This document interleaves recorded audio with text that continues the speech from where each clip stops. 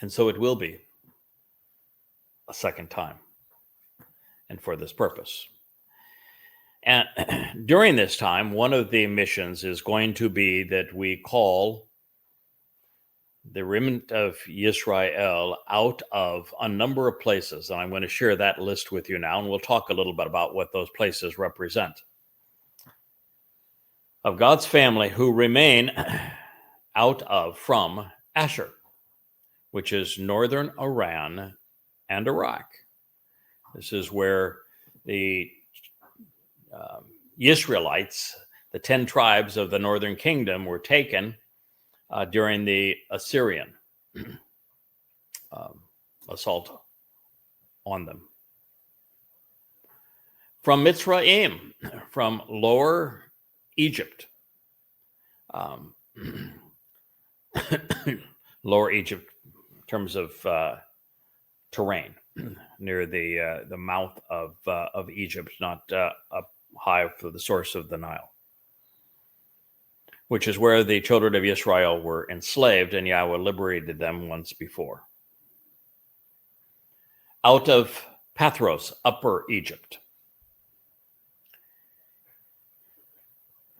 From Cush, which would be from the Arabian Peninsula. Out of Elam, which would be southwestern Iran today. From Shinar, which is Iraq and Babylon, which is where Yehudim were taken and where many stayed to write the Babylonian Talmud. Out of Shamath,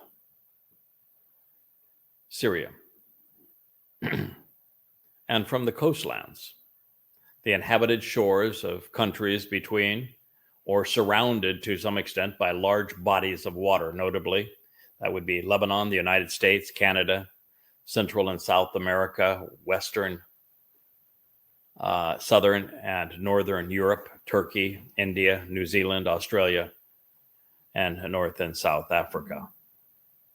These coastlands of the sea, Hayam. Yashayah, salvation is from Yahweh, 11:11. So with the exception of the Yahayam, coastlands of the sea, there are very few, if any, acknowledged Jews in these other places. They have, suffered genocide at the hands of Muslims. Most who were killed or either killed or exiled years ago. However, thousands of Jews, to keep their heads attached to their necks, decided to convert to Islam rather than die. And their DNA is still prevalent among Muslims throughout the Middle East. Moreover, this statement is symbolic of reuniting Yisrael with Yehudim, since the 10 tribes of Yisrael were scattered and lost in many of these places 2,700 years ago, while Judah was spared until 70 and 133 CE.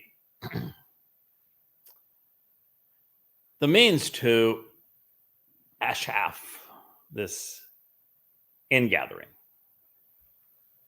on behalf of all ethnicities and Towrah for Israelites, so Shabuah for really everyone, and Towrah for Israelites. By lifting up and bringing forth the Choter's Nesh sign and banner via Yada Yahowah and the YAHOWAH blog on Facebook, X, YouTube, Rumble, et al., is the means to this Ashaf ingathering. It is tied directly into these two harvests, the Teruah Katsir, the Shabuah Katsir, and the Teruah Lakat. Now, should the intent of Yahweh's last statement be literal, just as it is also symbolic, well, here's some food for thought. Recent DNA evidence suggests that there may actually be a substantial population of Jews residing in geographic Babylon, at least on their father's side. This assessment also indicates that these Jews are among the most prominent and prosperous of Muslims. Imagine the utter amazement when Muslims find out that they're actually Jewish. Not all of them. Many of them. Muhammad was Jewish.